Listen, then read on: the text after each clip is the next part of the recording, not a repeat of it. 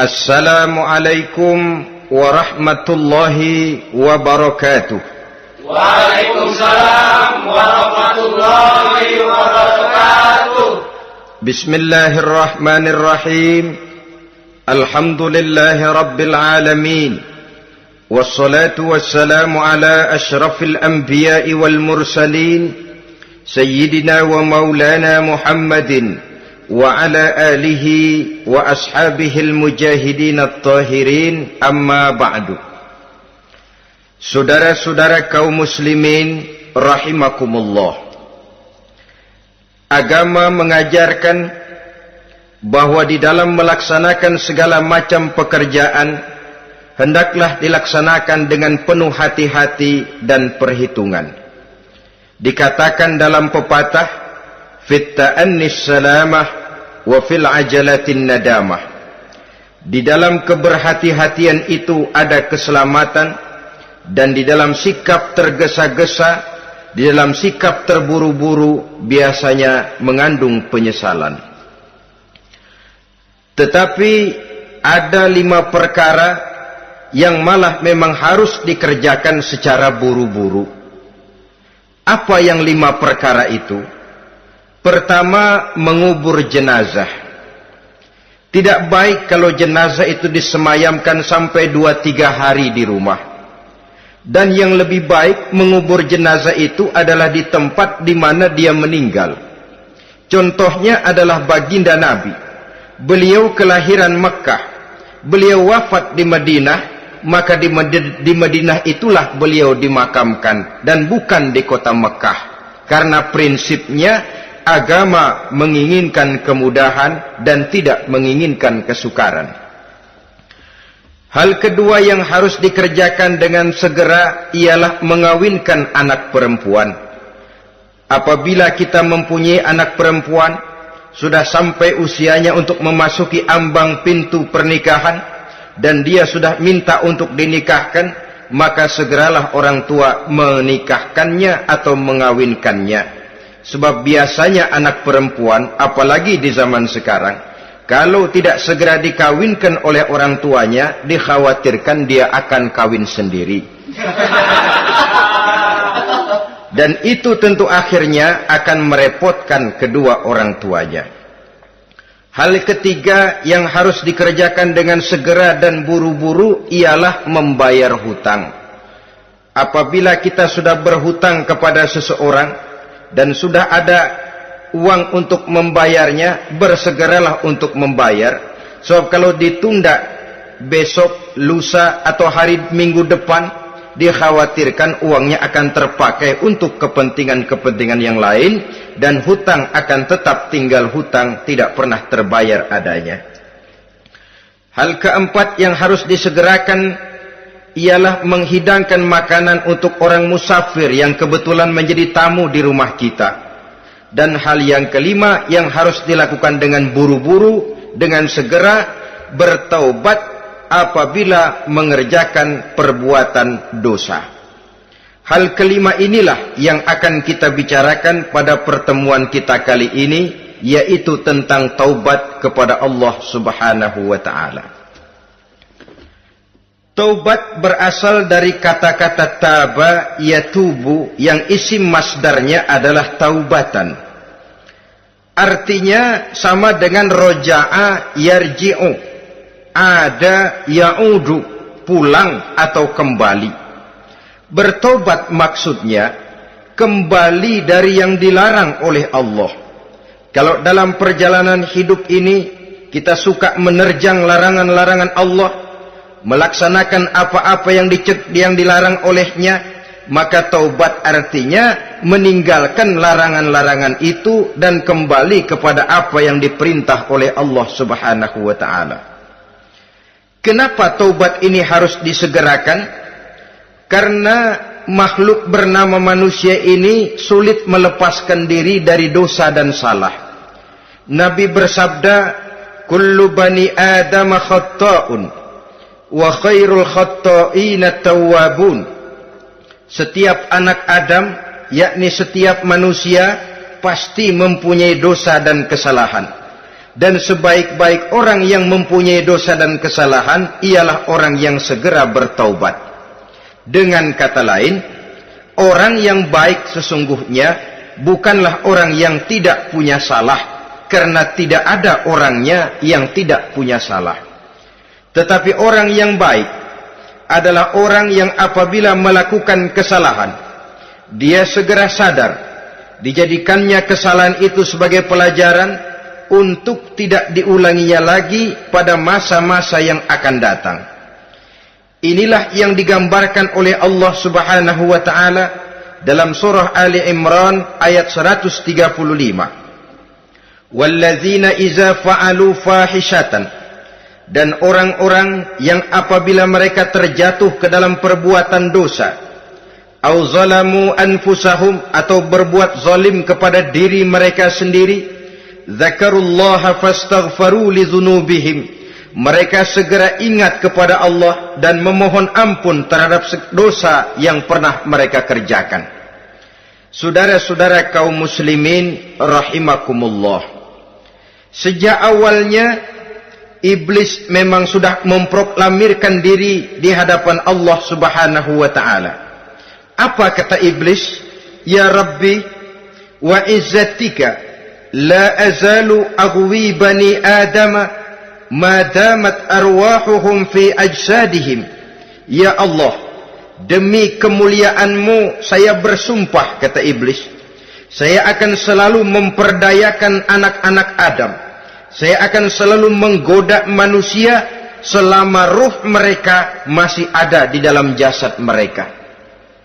Jadi selama ruh masih ada di dalam jasad, selama itulah iblis akan selalu berusaha menggelincirkan manusia untuk jatuh ke tempat-tempat salah dan ke tempat-tempat dosa. Tetapi kemudian Allah juga memberikan jaminan.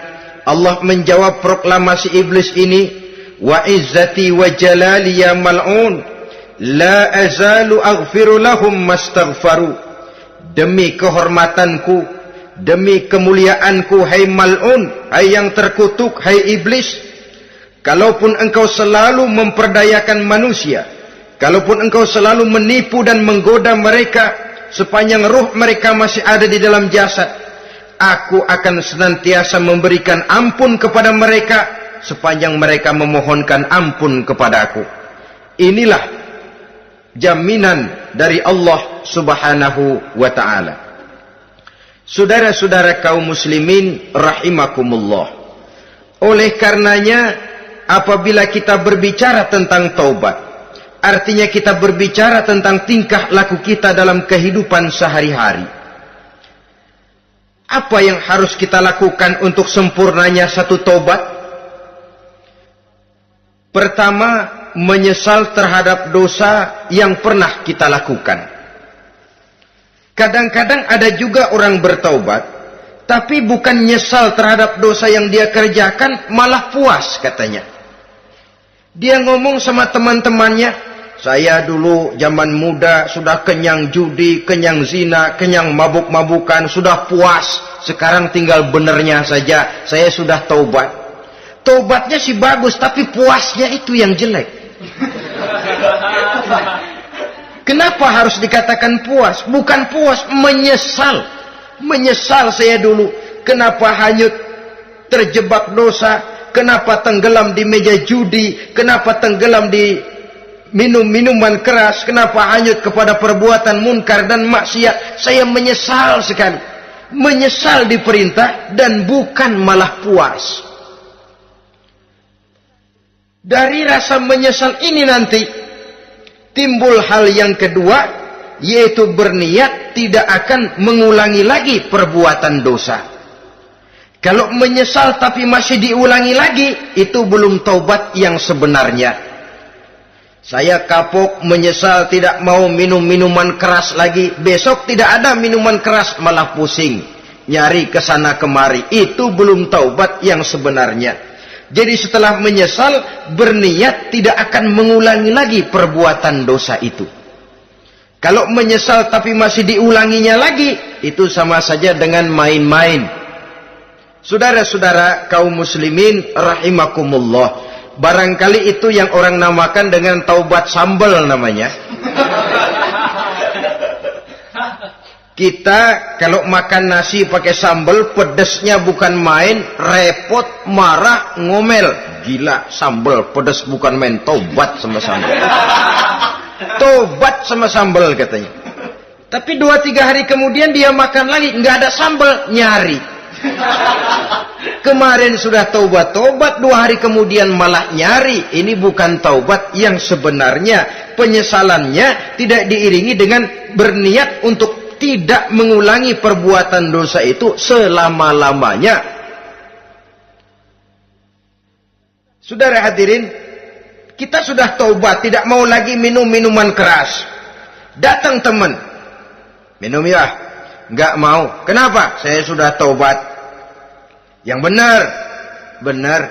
Kalau dibayarin, tahu dah. Jadi rupanya taubatnya itu cuma karena nggak ada yang bayarin. Begitu datang yang bayarin, berangkat lagi. Itu belum lagi merupakan taubat yang sebenarnya. Begitu juga kita taubat dari meja judi. Pada waktu sudah bures, bangkrut, habis-habisan, mungkin menyesal, mungkin bertaubat. Inilah akibatnya judi, rumah tangga berantakan, harta boros, anak terlantar, uang tidak ada. Tobat, saya tidak mau lagi-lagi tenggelam di meja judi. Pada saat kondisinya bangkrut, itu yang diucapkan. Tapi 2-3 hari, 4-3 minggu, 1 bulan kemudian rezekinya banyak, makmur lagi, usahanya maju lagi, lupa lagi dia kepada ucapan sebelumnya. Akhirnya sedikit demi sedikit tenggelam kembali di meja judi. Ini pun belum merupakan taubat yang sebenarnya. Jadi untuk sempurnanya taubat, yang pertama menyesal terhadap dosa yang telah dilakukan, yang kedua berjanji tidak akan mengulangi lagi, kemudian yang ketiga meninggalkan perbuatan jahat itu untuk selama-lamanya. Dengan kata lain, kalau memang taubat tidak mau minum lagi, talak 3 itu minuman keras. Kalau memang niat tidak akan berjudi lagi, talak 3 itu segala macam bentuk perjudian, meninggalkan perbuatan jahat. Yang keempat, menunaikan semua fardu dan kewajiban. Sebab barangkali pada saat kita tenggelam dalam dosa, perintah-perintah Allah, jangankan yang sunnah, yang wajib saja sering kita lalaikan. Maka apabila diri telah berniat melaksanakan taubat, maka tunaikan semua kewajiban yang disyariatkan oleh agama kepada kita. Yang kelima, meminta halal kepada para lawannya dengan termasuk mengembalikan hak milik orang lain. Ini kalau menyangkut hukukul adamiyin atau hak-hak manusia. Jadi kalau kita berdosa kepada sesama manusia, Allah belum akan menerima taubat kita kalau kita belum minta maaf kepada yang bersangkutan. Adapun kalau kita sudah minta maaf tapi yang bersangkutan tidak mau memberikan maaf, itu urusan dia kepada Allah. Urusan kita adalah meminta maaf kepada yang bersangkutan. Hal yang keenam, mendidik atau melatih diri untuk bertaat kepada Allah. Sebagaimana kita dulunya telah melatih diri, memperturutkan diri untuk berbuat durhaka. Lalu memperbaiki yang dimakan dan yang diminum. Itu juga merupakan ciri dari orang-orang yang melaksanakan taubat kepada Allah Subhanahu wa ta'ala. Kemudian apalagi memperbanyak istighfar di dalam kehidupan. Disabdakan oleh Nabi, inna likulli da'in dawa'un wa dawa'u zunubi al-istighfar. Sesungguhnya segala macam penyakit tentu ada obatnya, dan obat dari segala macam dosa adalah istighfar. Saudara-saudara kaum muslimin rahimakumullah. Jadi kalau yang terdahulu merupakan perbuatan-perbuatan konkret, maka yang terakhir ini taubat dalam bentuk ucapan berupa memperbanyak istighfar, memohonkan ampun kepada Allah Subhanahu wa ta'ala. Mari kita lihat dalam teladan hidup kita, manusia yang hatinya paling bersih, tidak lain adalah Rasulullah sallallahu alaihi wasallam. Beliau sudah mendapat jaminan ampun dari seluruh dosa. Liyaghfir lakallahu ma taqaddama min zambika wa ma ta'akhkhar, kata Allah. Muhammad, dosamu yang dahulu, dosamu yang sekarang, dosamu yang akan datang jikalau memang ada, seluruhnya sudah mendapat jaminan ampun dari Allah. Tetapi coba lihat dari sejarah perjalanan hidup yang mulia ini. Sungguh pun beliau sudah nyata-nyata mendapat jaminan ampun dari Allah. Beliau mengatakan, ayyuhan nas, tubu ilallah, fa inni atubu fil yaumi mi'ata marrah. Wahai manusia, bertaubatlah kepada Allah. Maka sesungguhnya saya, kata beliau, dalam satu hari bertaubat 100 kali kepada Allah. Dalam riwayat yang lain, sab'ina marrah, 70 kali beliau mengucapkan istighfar minimalnya dalam sehari semalam.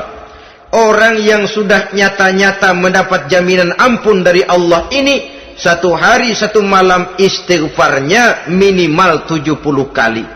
Apatah lagi kita yang nyata-nyata belum mendapat jaminan ampun dari Allah. Di dalam satu hadis diriwayatkan bahwa iblis laknatullah alaih pernah berkata, ahlaktun nasa bizzunubi wal ma'asi. Aku rusak dan aku hancurkan kehidupan manusia dengan dosa dan dengan segala macam perbuatan maksiat. Iblis menghancurkan manusia dengan menanamkan kegemaran berbuat dosa dan menanamkan kesukaan untuk bergelimang dalam dunia maksiat. Tetapi kemudian iblis mengakui, wa ahlakuni bila ilaha illallah wal istighfar. Tetapi kemudian terbalik, manusia menghancurkan aku dengan kalimat la ilaha illallah dan dengan istighfar, yakni mengucapkan astaghfirullahal azim. Inilah senjata pemungkas menghadapi upaya iblis untuk menghancurkan manusia. Kalau iblis menghancurkan manusia dengan perbuatan dosa, dengan menenggelamkan manusia ke dalam perbuatan-perbuatan maksiat, hendaknya kita sadar. Pada saat kita terdorong untuk melakukan perbuatan dosa, kita lalu sadar, inilah perangkap iblis untuk membinasakan saya. Pada saat kita terjebak ke dalam perbuatan maksiat dan munkarat, ingatlah baik-baik, inilah perangkap iblis untuk merusak dan membinasakan saya. Maka hancurkan perangkap iblis, hancurkan tipu daya dan usaha iblis itu dengan apa? Dengan kalimat la ilaha illallah dan dengan memperbanyak istighfar. Falamma ra'aitu dzalik, ketika aku lihat hal itu, kata iblis, mereka hancurkan kita dengan dosa dan maksiat, dan kita hancurkan mereka dengan la ilaha illallah dan istighfar. Diamkah iblis? Puaskah iblis? Ternyata tidak. Apabila aku lihat usaha manusia itu, ahlaktuhum bil huda, ahlaktuhum bil hawa, wahum yahsabuna annahum muhtadun.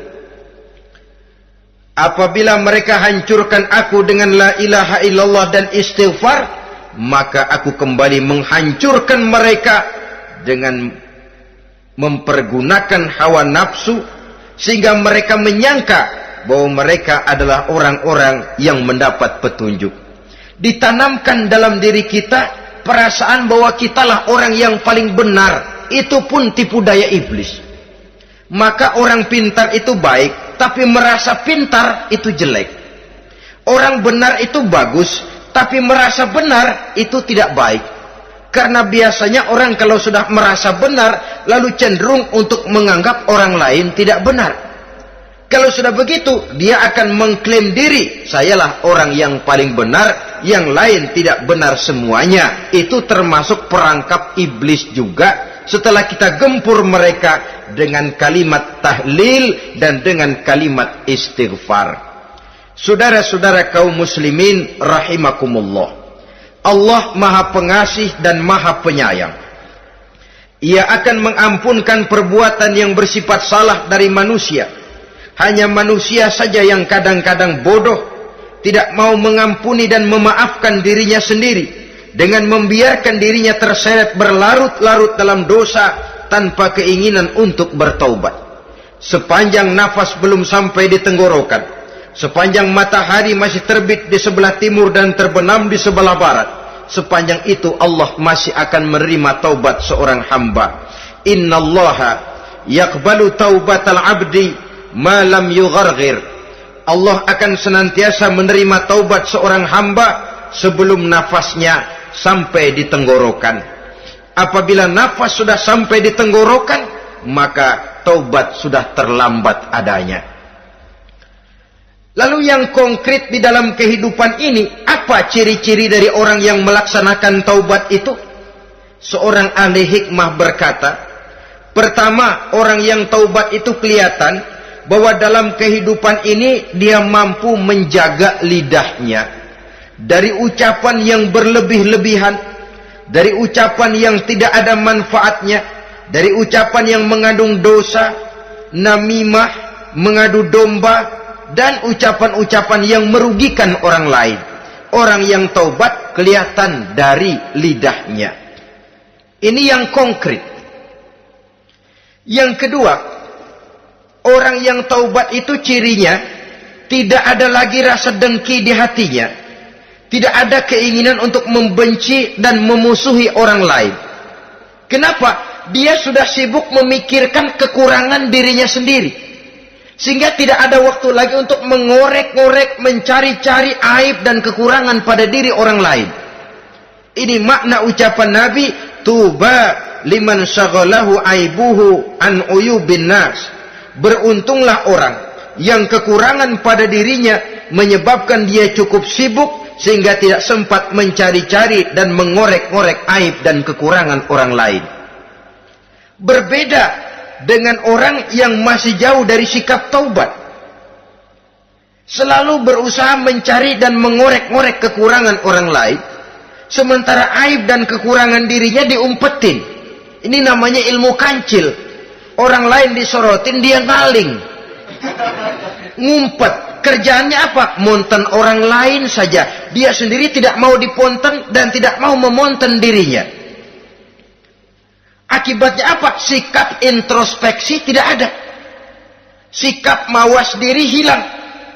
Sikap melihat, bercermin terhadap pribadinya sendiri hilang. Yang ada cuma menilai orang lain saja.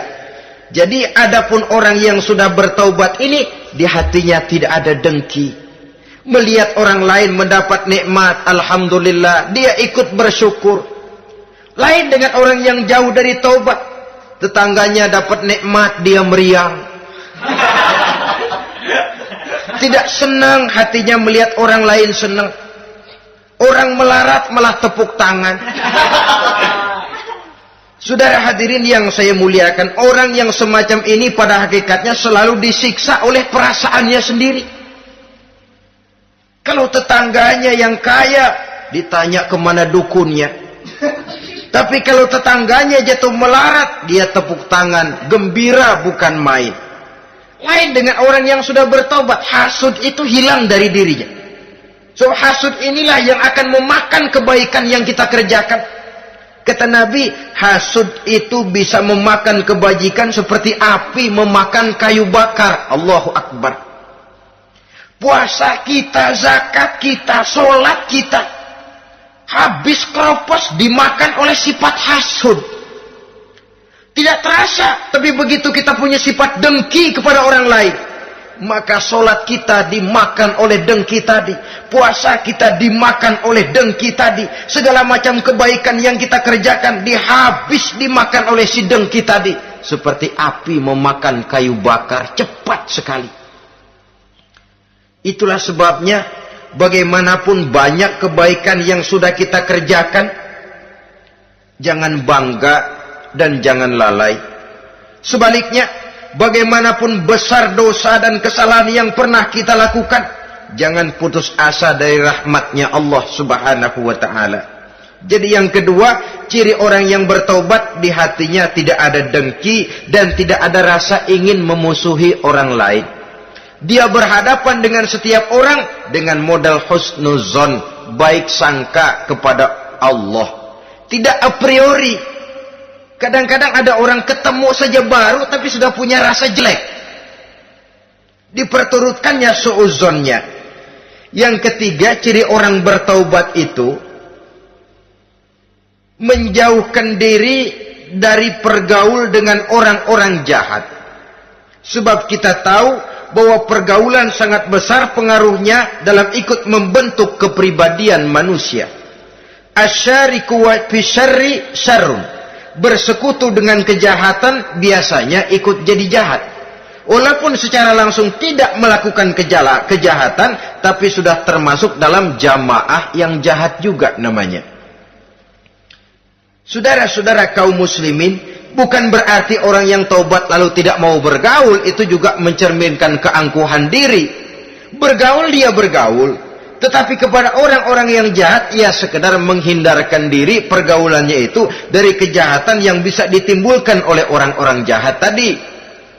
Ciri yang keempat dari orang yang bertaubat, dia mempersiapkan diri untuk menghadapi mati. Mempersiapkan diri. Sebagaimana kita tahu, kalau kita akan pergi ke luar kota, tentu kita membawa bekal. Makin jauh perjalanan, makin banyak bekal yang harus kita bawa. Hidup ini adalah perjalanan panjang yang kita juga memerlukan bekal dalam kehidupan. Orang yang bertobat, orang yang mempersiapkan diri untuk menghadapi maut dan menghadapi hari-hari sesudah maut itu datang. Menghadapi kehidupan di alam barzakh, menghadapi kehidupan di alam akhirat dan selanjutnya. Dia mempunyai persiapan sehingga kapan maut datang dia sudah punya persiapan lebih dahulu. Saudara, kalau kita siap dipukul orang, pada saat pukulan itu datang rasanya sakitnya agak lebih kurang daripada kita tidak pernah siap untuk dipukul. Walaupun bobot pukulannya sama, tapi kita akan lebih punya daya tahan kalau kita sudah siap. Oleh karena itu, orang yang bertobat, orang yang mempunyai persiapan untuk menghadapi mati. Tidak hanya untuk menghadapi mati, tapi juga menghadapi hidup di seberang kematian nanti. Maka karenanya dia sibuk dengan dunianya, tapi juga dia lebih sibuk dengan akhiratnya. Dia tenggelam dalam berbagai macam kesibukan dunia, lain saat dia memfanakan diri untuk membekali diri menghadapi kehidupan sesudah hidup yang sekarang ini. Ciri-ciri ini tentu akan kelihatan dari gerak hidup seseorang. Saudara-saudara kaum muslimin rahimakumullah. Jadi dengan kata lain, kalau kita kembali kepada surah Ali Imran ayat 135 tadi, apabila dalam kehidupan terjebak kita kepada perbuatan dosa atau zalim kepada diri sendiri, zakarullah, segeralah mengingat Allah, fastaghfaru li dzunubihim, dan segera memperbanyak istighfar, memohon ampun kepada Allah Subhanahu wa taala, sebab dosa dalam Islam hanya bisa ditebus dengan taubat. Bukan dengan uang, bukan dengan beras, bukan juga dengan piagam. Dosa dalam Islam hanya bisa ditebus dengan melaksanakan taubat kepada Allah. Dan untuk bertaubat tidak usah ngulur waktu. Besok saja, bulan depan saja, tahun depan saja, nanti saja kalau sudah agak sedikit tua. Ibarat diri kita ini kaca, kata Imam Ghazali, maka dosa adalah debu. Apabila kaca kena debu, sedikit nempel debu, lalu dilap, sedikit nempel debu, terus dilap lagi, insya Allah kaca akan tetap bersih.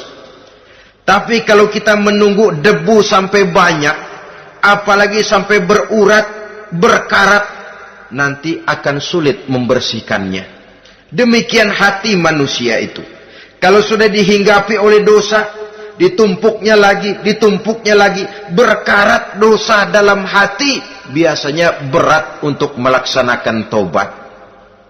untuk lebih meningkatkan pengertian kita tentang ciri dari orang-orang yang bertaubat, mari kita ikuti sebuah dialog yang pernah terjadi antara Rasul dengan para sahabat.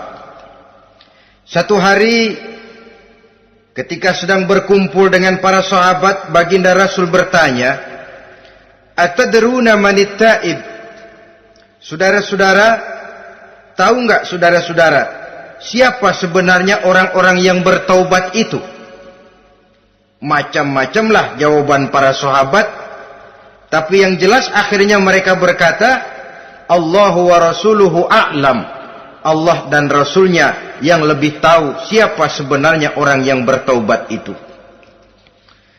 Atas jawaban ini, baginda Rasul lalu menegaskan, pertama, man taba wa lam yata'allamil ilma falaysa bitaibin. Siapa orang yang mengaku bertaubat kepada Allah, lalu dia tidak mau mencari ilmu, tidak mau belajar, falaysa bitaibin, maka dia belum termasuk orang yang bertaubat. Jadi di sini jelas bahwa bukan hanya dari dosa kita bertaubat, juga bertaubat dari kebodohan. Dalam arti tidak membiarkan diri kita bodoh terus menerus. Dengan bahasa anak sekarang, bodoh tapi betah.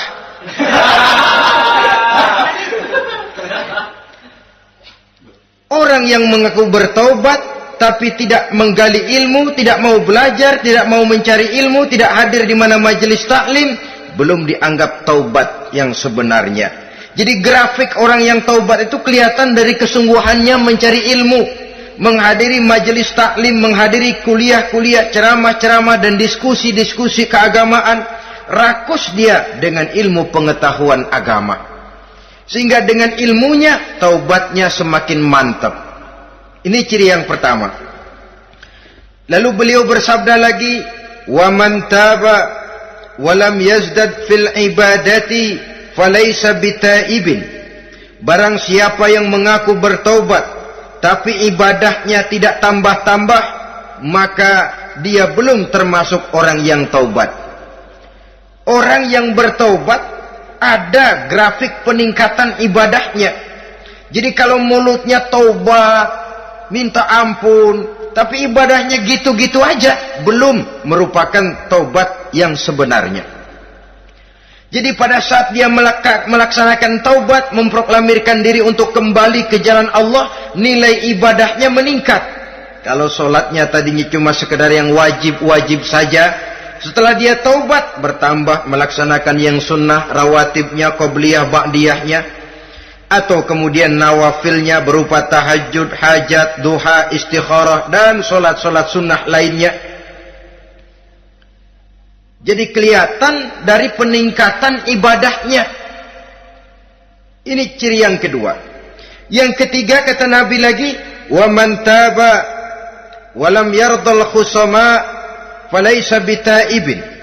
Barang siapa yang mengaku bertaubat kepada Allah tapi dia tidak bisa meridhoi musuh-musuhnya, maka belum lagi dia dianggap orang yang bertaubat. Meridhoi, memaafkan musuh.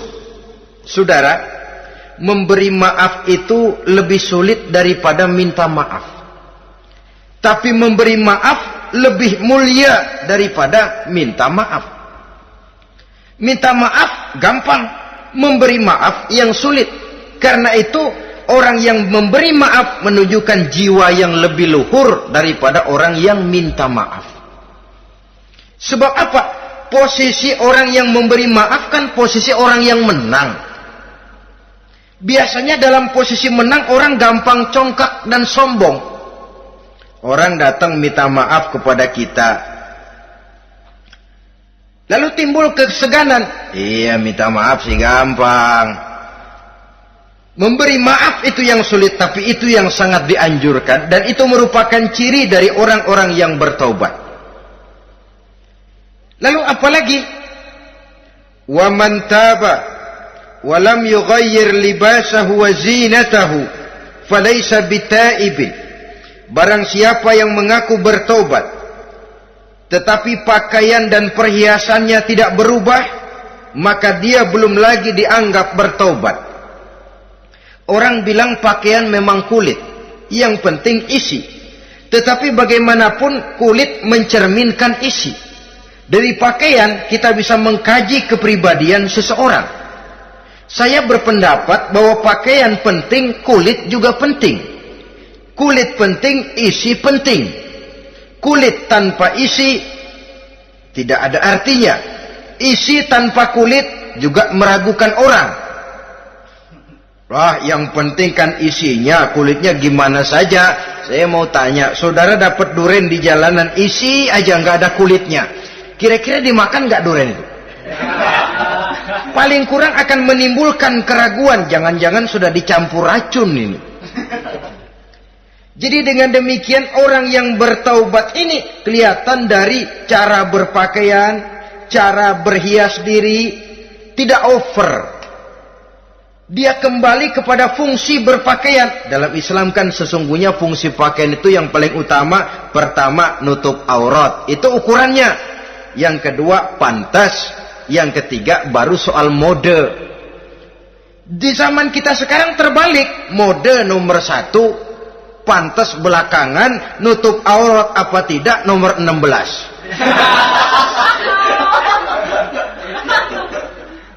Kalau sudah mode, kita kekira kekurangan pertimbangan. Ini buat saya pantas apa tidak? Ini menutup aurat apa tidak? Kita balik. Padahal fungsi berpakaian dalam Islam tujuan utamanya pertama nutup aurat. Biar modenya mutaakhir, ciptaan Pierre Cardin sekalipun, kalau memang tidak nutup aurat, ya hukumnya masih belum berpakaian. Atau juga ukuran yang kedua, pantas. Yang orang lain pantas kita pakai, belum tentu kita pantas. Kita kadang-kadang kehilangan pertimbangan. Lihat iklan bintang film memakai pakaian yang begini bagus, lalu kita pakai saja. Ya tentu namanya bintang film. Kadang-kadang pakaian untuk show dipakai buat kondangan. Akhirnya habis sekampung orang nonton dia. Ya nggak pantas toh, nggak wajar. Saudara hadirin yang saya muliakan, orang yang bertobat kelihatan dari pakaian dan perhiasannya. Kalau sudah memakai perhiasan, ya sekedarnya saja. Tidak lalu dengan niat supaya orang tonton, supaya orang lihat, supaya orang tahu dia kaya, supaya timbul decak kagum, asal dia lihat orang lalu wah. Kalau sudah diwahi lalu senang. Saudara hadirin yang saya muliakan, kemudian kata Nabi lagi, wa man taba wa lam yubaddil ashabahu falaysa bitaibin. Siapa yang mengaku bertaubat tapi pergaulannya dari itu ke itu saja, seperti itu juga, tidak mengalami perubahan, maka dia belum lagi dianggap bertaubat. Kalau taubat kita dari judi, jangan bergaul lagi dengan penjudi. Dalam arti jangan berkumpul di majelis judi. Ah, saya sih udah tobat nggak main judi, tapi ngumpulnya di situ terus. Ya bagaimana? Pada akhirnya toh akan terseret juga. Saudara hadirin yang saya muliakan, jadi dengan demikian lingkungan juga sangat besar pengaruhnya dalam kriteria orang yang bertaubat. Selanjutnya Nabi bersabda, "Wa man taba wa lam yughayyir khuluquhu falaysa bitaibin." Siapa yang mengaku bertaubat tapi akhlaknya, budi pekertinya tidak mengalami perubahan, maka orang itu pun belum dianggap bertaubat. Ini juga konkret. Orang yang bertaubat kelihatan dari akhlaknya. Kalau kemarin sama orang tua songong, kurang ajar, nyelongcong, maka setelah taubat dia berakhlak kepada orang tua. Kalau kemarin kepada anak muda menindas, tidak senang kepada anak muda yang maju, setelah dia taubat dia bisa menyayangi kepada anak-anak muda. Akhlak ini lain dengan adat, istiadat. Adat biasanya hanya memandang yang lahir, sedangkan akhlak zahir batin dipandang. Contoh, seorang anak muda kalau lewat di depan orang tua membungkukkan badan, menurut adat dia sudah sopan. Tapi menurut akhlak belum tentu berakhlak. Tergantung kepada niatnya apa membungkukin badan. Permisi apa ngina. Kan mungkin saja orang membungkukan badan lewat di depan aki-aki karena menghina sebab aki-aki itu badannya udah bungkuk. Jadi gerakan zohir yang baik yang diiringi dengan niat yang baik itulah cerminan daripada akhlak.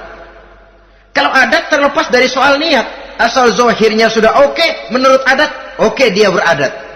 Niatnya apa? Adat tidak pernah menilai. Maka orang yang bertaubat pun kelihatan dari akhlaknya, dan akhlak itu adalah keseluruhan tingkah hidup manusia.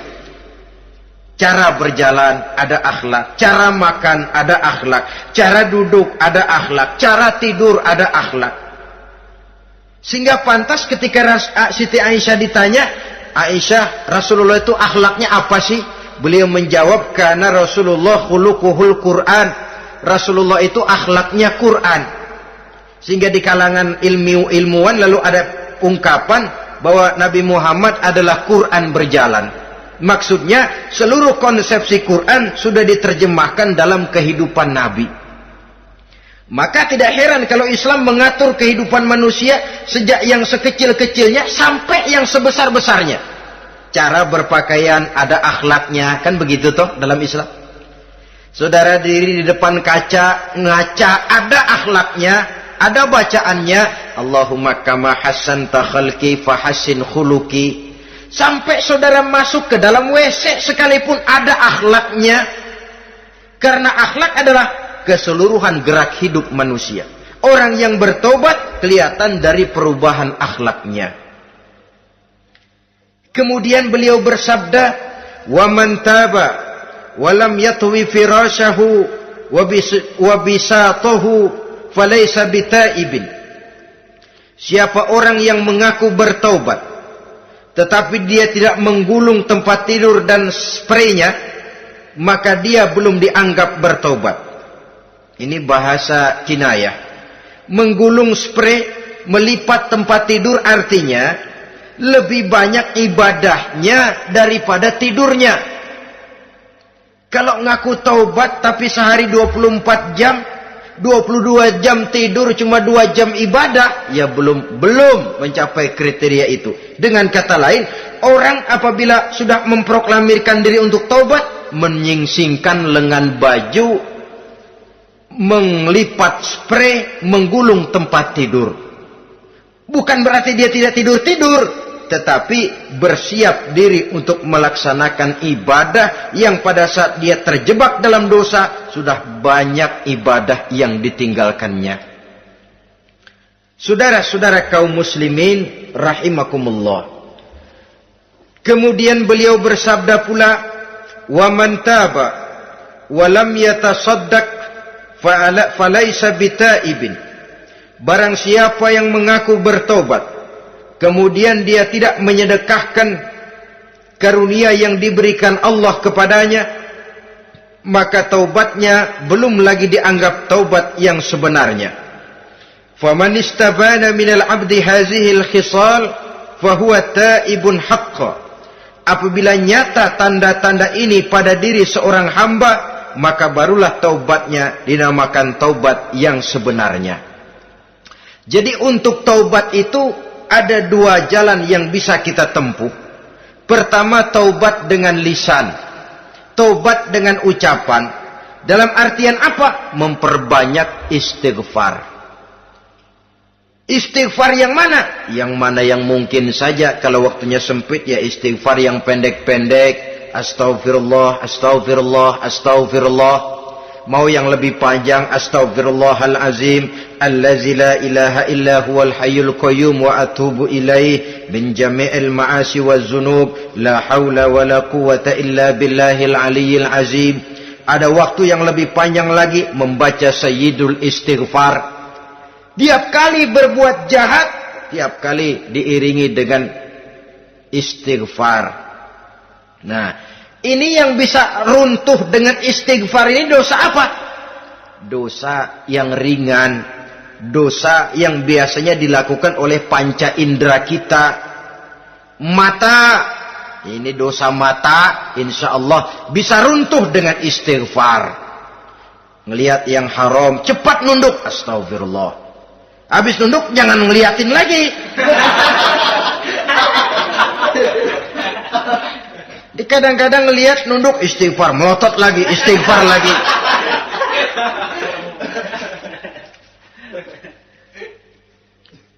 Saudara hadirin yang saya muliakan, kata Imam Ali, nazratul ula laka wasaniyatu alaika. Ini dalam menjaga mata. Pandangan pertama rezekimu, kelihatan, namanya kelihatan kan rezeki. Pandangan pertama rezekimu, ulangannya dosamu. Ulangannya ini yang bisa membawa dosa.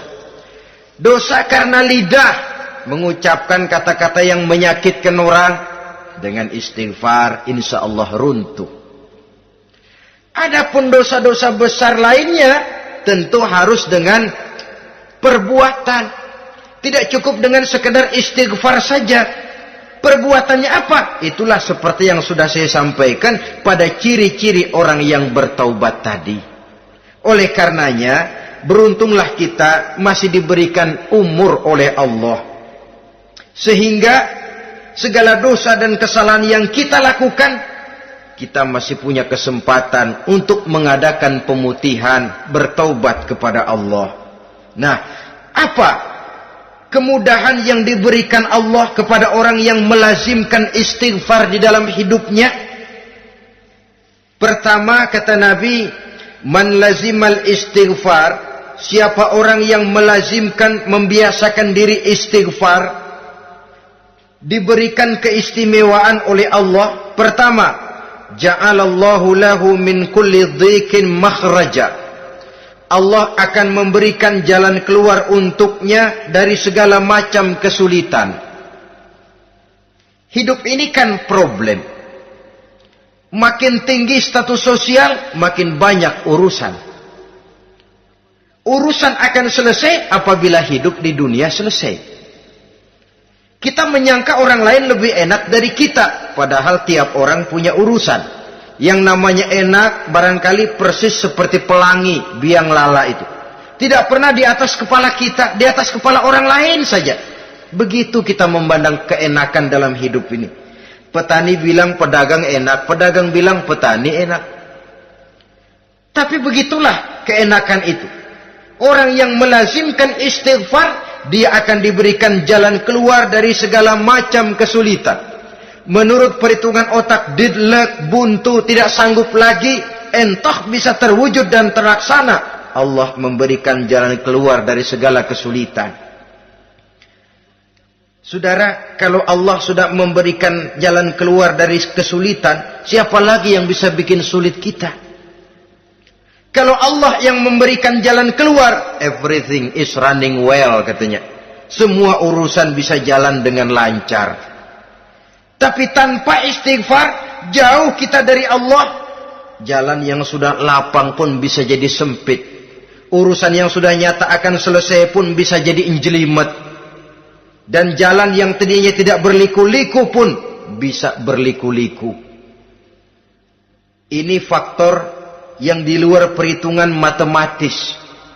Kita tidak mampu, Allah maha mampu. Menurut akal kita tidak mungkin. Kalau Allah mau, tidak ada yang tidak mungkin. Saudara-saudara, ini fasilitas pertama.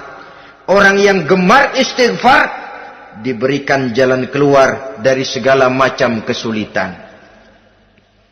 Yang kedua, wa min kulli hammin faraja, diberikan kegembiraan dari setiap kesusahan yang dihadapinya. Ada saja faktor-faktor yang mendatangkan kegembiraan, yang mendatangkan refreshing di dalam kehidupannya, sehingga dia tidak lalu merasa jalannya buntu, tidak merasa kesulitannya tidak pernah terselesaikan. Dan yang ketiga, fasilitas yang diberikan Allah kepada orang yang gemar istighfar, wa razaqahu min haitsu la yahtasib.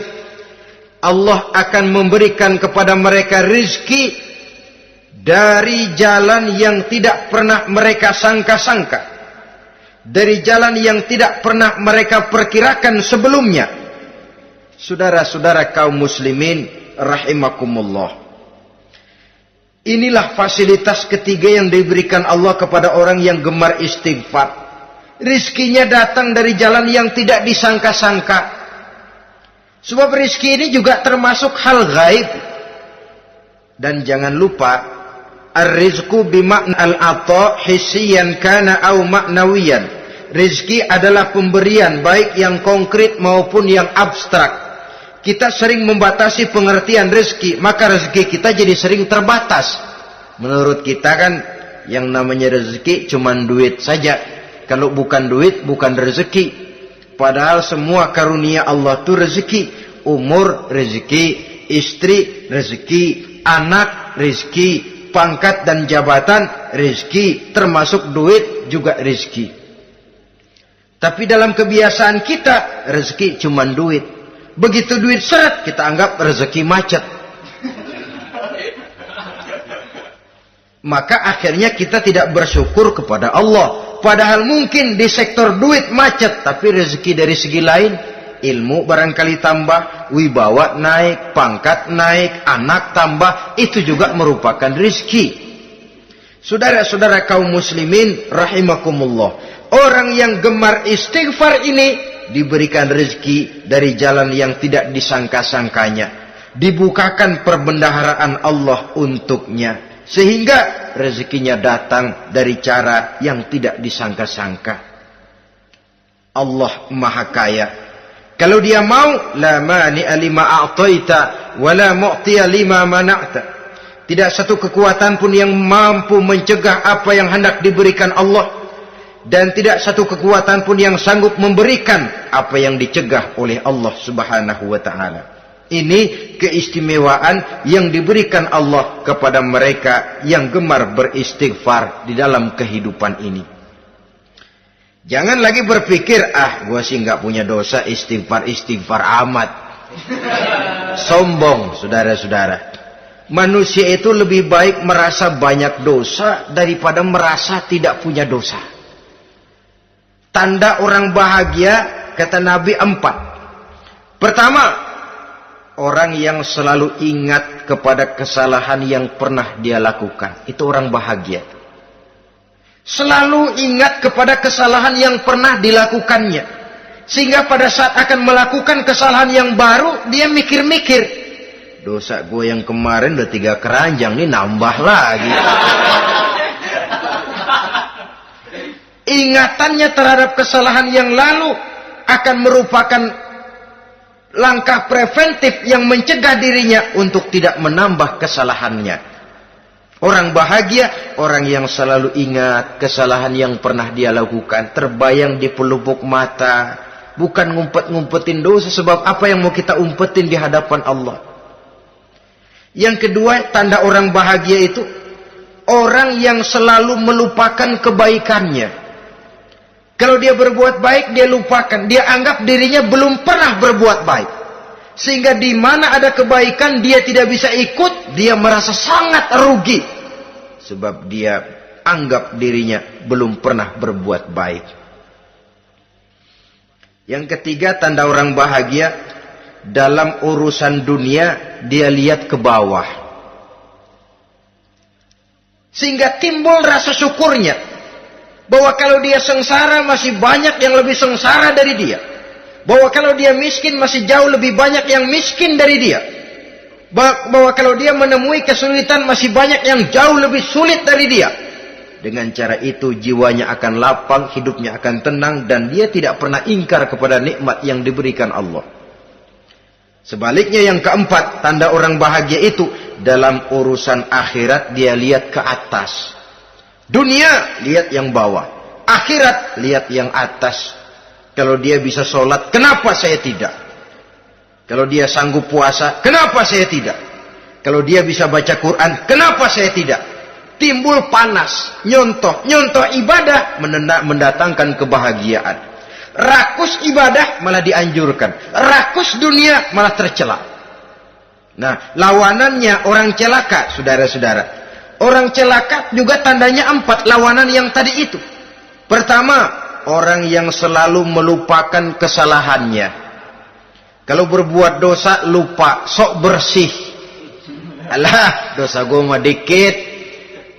Saudara hadirin yang saya muliakan, orang yang selalu melupakan kesalahan, menganggap dirinya bersih, akhirnya kalau ingin berbuat dosa nggak dimikir-mikir, tidak ada lagi yang ditimbang-timbang. Selanjutnya, yang kedua, orang celaka itu orang yang selalu mengingat kebaikannya. Akhirnya apa? Timbul sifat nepuk dada, membanggakan jasa, lahirlah pahlawan-pahlawan kesiangan. Selalu membanggakan diri, nepuk dada. Kalau enggak saya, kalau enggak saya. Itu masjid, kalau enggak saya. Itu pesantren, kalau enggak saya. Itu umat, kalau enggak saya. Kalau enggak saya. Memangnya kalau enggak sampean kenapa? Orang yang celaka adalah orang yang selalu menghitung-hitung kebaikan yang pernah dikerjakannya. Keikhlasannya kurang, makin dia hitung, makin kurang nilai pahalanya itu. Makanya kalau berbuat baik, ya anggap saja buang sampah, gak usah ditengok-tengok, gak usah diingat-ingat, dan gak usah mengharap orang yang kita tempat berbuat baik akan membalas kebaikan. Saudara hadirin yang saya muliakan, yang ketiga, tanda orang celaka dalam urusan dunia, lihatnya ke atas. Panasnya timbul, syirik dan dengkinya naik, rakusnya jadi.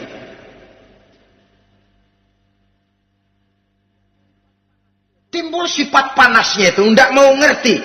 Kalau tetangga saya bisa beli kulkas, kenapa saya tidak? Kalau tetangga saya bisa beli motor, kenapa saya tidak? Kalau tetangga saya bisa beli mobil, kenapa saya tidak? Gaji nggak cukup, tuyul piara.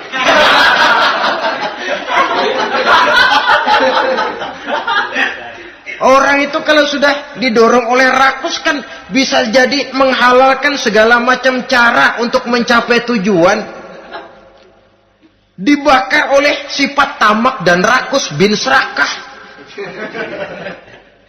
Nah, kalau sudah didorong oleh rasa rakus, yang segera tersingkir pertama rasa malu. Orang kalau sudah rakus nggak ada malunya, rasa malunya hilang. Padahal syarat jadi orang itu kan kalau punya rasa malu. Nggak punya rasa malu, kurang syarat jadi orang.